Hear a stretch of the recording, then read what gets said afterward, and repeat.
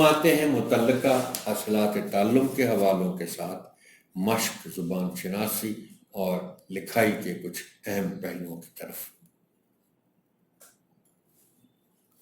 سب سے پہلے ہے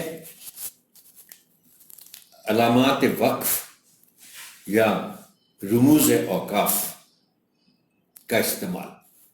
صفحہ نمبر ہے 93 زبان شناسی کے تحت۔ محترم ٹیچر، یہ الفاظ جو ہیں رموز اوقاف کے، جیسے ختمہ، سکتہ اور سوالیہ۔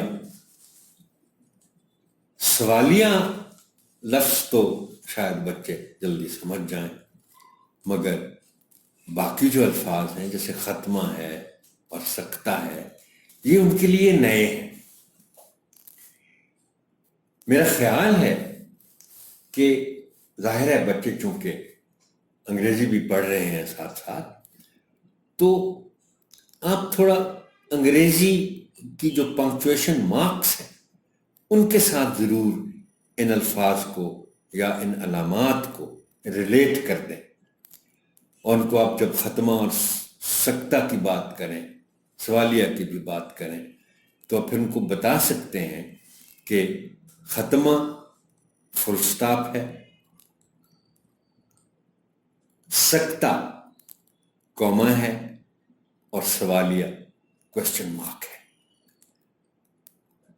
مقصد یہ ہے کہ آپ یہ چونکہ الفاظ نئے ہیں، آپ ان کے معنی بچوں کو ضرور بتائیے، اور اس کے بعد پھر کچھ عرصے کے لیے ان الفاظ کو آپ استعمال کرتے رہیں، تاکہ اور بچے بھی ان کو استعمال کریں۔ آپ پوچھ سکتے ہیں یہ نشان کیا ہے، اس کو اردو میں کیا کہتے ہیں، یہ ختمہ ہے، سکتہ ہے، سوالیہ ہے، تو بچے آہستہ آہستہ پھر اس سے مانوس ہو جائیں گے، واقف ہو جائیں گے اچھی طرح۔ یہ حاصل تعلم ہے طلبہ ختمہ، سکتہ اور سوالیہ نشان کی پہچان کر سکیں۔ اس کے بعد ہے صفحہ 94 پر پیاسے کوے کی دی گئی کہانی۔ آپ خود پڑھیں اور پھر بچوں سے پڑھوائیں۔ اب یہ خود پڑھنے اور پڑھوانے کا مقصد یہ ہوتا ہے کہ وہ صحیح تلفظ کے ساتھ اور تسلسل کے ساتھ، یعنی روانی کے ساتھ پڑھ سکے۔ اب یہ مختصر سی کہانی ہے۔ ایک دفعہ کا ذکر ہے کہ ایک کوا بہت پیاسا تھا۔ اسے ایک گھڑا نظر آیا جس میں پانی بہت نیچے تھا۔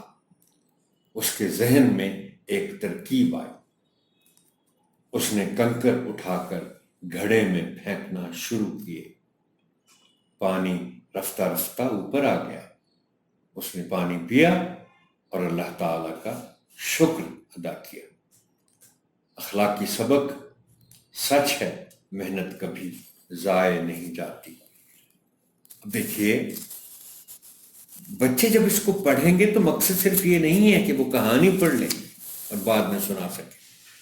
مقصد یہ ہے کہ وہ جب پڑھیں گے تو اس میں کچھ تلفظ کی غلطیاں کریں گے، کچھ بیان کرتے ہوئے اتار چڑھاؤ جو زبان کا ہے، جو الفاظ کا ہے، اس میں کچھ کمیاں ہوں گی، تو آپ نے ان کے تلفظ کی بھی درستی کرنی۔ اب دیکھیں، اس 3-4 جملوں کی کہانی میں کتنے الفاظ ہیں۔ ذکر پڑھ دیتے ہیں بچہ۔ پیاسا، پے کے نیچے زیر ہے۔ بہت، ہم اس کو بہت پڑھتے ہیں۔ ذہن، ہم اس کو ذہن پڑھ جاتے ہیں۔ تو لفظ شکر ہے، شکر ابھی اس کا ذکر بھی ہوا تھا۔ تو اس طرح کی باتیں کر کے آپ نے اس کہانی کو پہلے خود پڑھنا ہے اور پھر بچوں سے پڑھوانا ہے۔ تخلیقی لکھائی: